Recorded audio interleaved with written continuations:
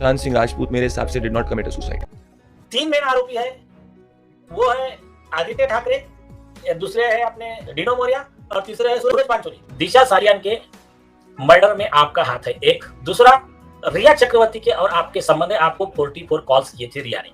ये अच्छा है आज के जमाने में जब सब वीडियो अवेलेबल है, मतलब न्यूज़पेपर में छप कर आए तो पलट जाते हो लोग। सुशांत केस में क्या फिर से फंसेंगी रिया चक्रवर्ती? और सुशांत केस में जिस तरीके से नारायण राणे जी का बड़ा खुलासा हुआ है, क्या फिर से इस पूरे मामले में 302 को लेकर जांच होगी? और आखिरकार क्यों बॉलीवुड के दिन इतने बुरे आ रहे हैं, आपको बताएंगे हर चीज डिटेल में। पर सबसे पहले आपसे अपील करेंगे, अगर आप इस चैनल के अंदर नए हो तो वीडियो को लाइक करना, वीडियो को शेयर करना, चैनल को सब्सक्राइब करना बिल्कुल मत भूलना।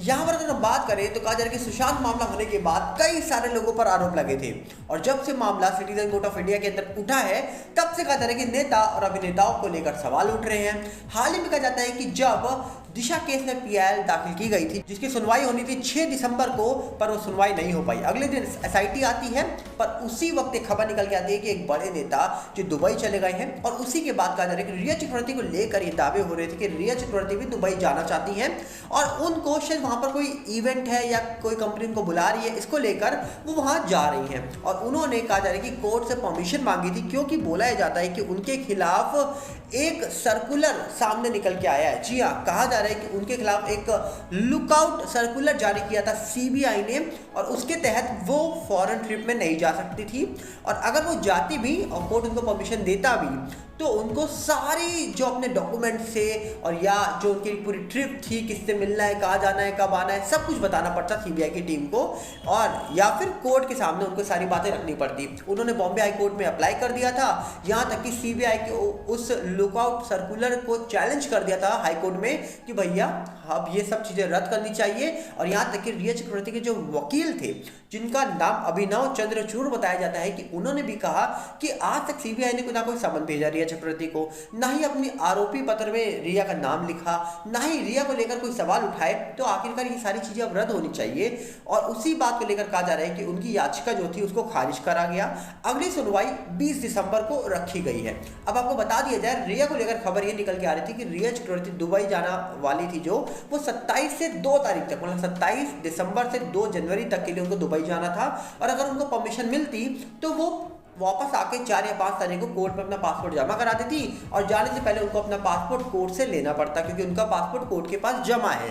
अब सवाल ये है कि अगर इसकी सुनवाई अब 20 तारीख को होगी और सुनवाई की डेट आगे हो गई या फिर टल गई, तो इनका जाना लगभग बंद ही हो जाना है, मतलब जाना कैंसिल हो ही जाना है। अभी 90% ये लोग लेकर चल रहे हैं, क्योंकि कहा जा रहा है कि कोर्ट ने ये बात भी रखी है सामने कि पहले भी जब इनको परमिशन दी गई थी फॉरेन जाने की, तो पता लगा था इनके खिलाफ सीबीआई ने लुकआउट सर्कुलर जारी किया है, जिसके बाद ये फॉरेन ट्रिप में नहीं जा पाई थी। और अब भी यही चीज सामने आ रही है कि रिया का जो नाम है वो सुशांत केस से अभी भी हटा नहीं है। सुशांत केस में सीबीआई ने आज भी उनके खिलाफ लुकआउट सर्कुलर जारी किया गया है। उनके ऊपर अभी भी जांच हो नहीं रही हो, पर फिर भी वो जांच के दायरे में अभी भी है, क्योंकि कहा जा रहा है कि फॉरेन ट्रिप में वो जा नहीं पा रही हैं। यहाँ तक कि बॉम्बे हाई कोर्ट ने अभी तक उनको परमिशन दी नहीं है। 20 तारीख का आने का वो वेट कर रही हैं, और 20 तारीख को भी अगर परमिशन नहीं मिली तो फॉरेन ट्रिप तो उनकी कैंसिल है। तो देखा जाए कि सुशांत केस में रिया को लेकर बहुत बड़ी खबर यही है कि भैया रिया का अभी भी फॉरेन जाना तय नहीं है। और जो लोग कह रहे थे कि सुशांत केस शांत हो गया, खत्म हो गया, बंद हो गया, उनके लिए एक खबर है कि सुशांत केस अगर बंद हो जाता तो शायद रिया चक्रवर्ती का जो कहा जा रहा है कि उनके खिलाफ सीबीआई ने लुकआउट सर्कुलर जारी किया था वो भी रद्द हो जाता, और रिया चक्रवर्ती को उनका पासपोर्ट मिल जाता, वो फॉरेन ट्रिप में चली जाती।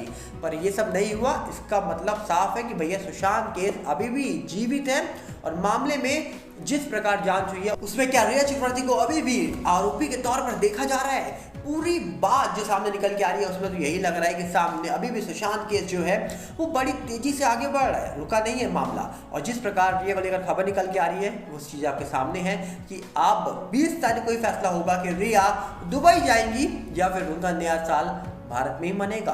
और दूसरी तरफ अगर हम बात करें तो नारायण राणे जी को लेकर बड़ी खबरें निकल के आ रही है भैया नारायण राणे जी जो पिछले 3 सालों से बोल रहे हैं, आज भी वो वही बात बोल रहे हैं कि दिशा और सुशांत के आज भी उन मामलों को लेकर वो दावा करते हैं कि दोनों मामले हत्या के हैं, दोनों मामले सिंपल नहीं है। अब ऑफिशियली तौर पर जब एजेंसी सारी बातें सामने रखेगी तभी पता लगेगा कि आखिरकार मामला 302 का है या 306 का या फिर कौन सा ये मामला है।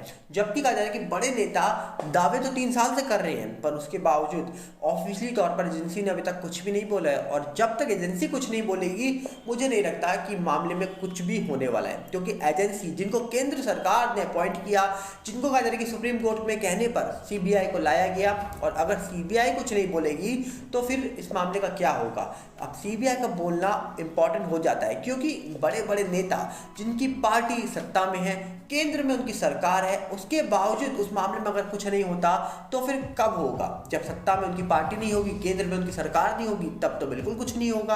अब केंद्र में सरकार बीजेपी की, सत्ता में बीजेपी, और बीजेपी के नेता बड़े दावे कर रहे हैं, तो भैया फिर मतलब ही क्या रहा उस जांच का। क्योंकि जांच होने के बाद भी या फिर जांच के बीच में भी, शुरुआत से लेकर अभी 3-3.5 साल के बाद भी बड़े बड़े नेता यही दावा कर रहे हैं, तो फिर सच सामने क्यों नहीं आ रहा। अगर सच में इस मामले में कुछ भी नहीं है, मामला सिंपल है, तो इतने बड़े बड़े नेता दावा क्यों कर रहे हैं? क्या वो झूठ बोल रहे हैं? अगर वो झूठ बोल रहे हैं तो अभी तक उनको क्यों रोका नहीं गया अगर वो झूठ बोल रहे हैं? और अगर वो सच बोल रहे हैं तो उनके सच पे क्यों आज तक विश्वास नहीं किया गया? ऐसे कई सारे सवाल उठाए जा रहे हैं, और लगभग ये पिछले 3-3.5 साल से वो आम शख्स बोल रहा है जो 3 साल से ये सुन तो रहा है कि सुशांत और दिशा मामले में गड़बड़ है, पर गड़बड़ क्या है, किसने की है, क्यों की है, इसको लेकर आज भी सवाल उठाए जाते हैं। यहाँ तक कि 3-3.5 साल के बाद कम से कम एटलीस्ट नाम तो लिए जा रहे हैं नेता अभिनेताओं के, वो भी बड़े एडवोकेट के द्वारा। अब मामला अगर एडवोकेट कहीं ना कहीं नाम ले रहा है इतने बड़े लोगों का, और मामला इतना आगे तक पहुंच गया है, तो कहीं ना कहीं सबूत बड़े पक्के तौर पे सामने निकल के आ रहे हैं। फोन लोकेशन की बातें, 3-4 घंटे वहाँ मौजूद होने की बातें, अगर ये बातें की जा रही हैं बड़े बड़े लोगों के द्वारा, डेफिनेटली मामला अब आगे तक पहुंच गया है। और मामले में कहा जा रहा है कि अब नेता अभिनेताओं के नाम आ रहे हैं सामने, और कहा जा रहा है कि यहाँ तक भी अब नेता के जो परिवार वाले हैं वो उनके सपोर्ट में उतर आए हैं। तो अब देखने वाला विषय होगा कि आखिरकार ऑफिशियल तौर पर इस मामले का जो सच है वो कब आएगा बाहर। ये तो फिलहाल कोई नहीं कह सकता, पर उम्मीद है कि जल्द ही इस पूरे मामले में कई बड़े खुलासे हो सकते हैं। अब वो कब होंगे इसको लेकर भी बड़े सवाल बने हुए हैं। अब देखते हैं सच क्या है, झूठ क्या है, ये तो ऑफिशियली एजेंसी का स्टेटमेंट आएगा बाहर तभी पता लगेगा। आपको क्या लगता है, अपनी राय कमेंट में रखिएगा। हम मिलेंगे बहुत जल्दी, साथ में आपसे अपील करेंगे अगर आप इस चैनल करना नए हो तो वीडियो को लाइक करना, वीडियो को शेयर करना, चैनल को सब्सक्राइब करना बिल्कुल मत भूलना। और साथ में हमारा नया चैनल यूट्यूब का जो है जिसका नाम है बॉलीवुड बिग न्यूज़, उसके साथ जुड़िएगा। और दूसरी तरफ फेसबुक का जो नया चैनल है सागर भल्ला, उसके साथ जुड़िएगा, जिसका लिंक आपको डिस्क्रिप्शन में मिलेगा। मिलते हैं बहुत जल्दी। नमस्कार, जय हिंद। उम्मीद है जितना प्यार आपने इस चैनल को दिया है उतना ही प्यार उन दोनों चैनल को भी आप देंगे। मिलते हैं बहुत जल्दी।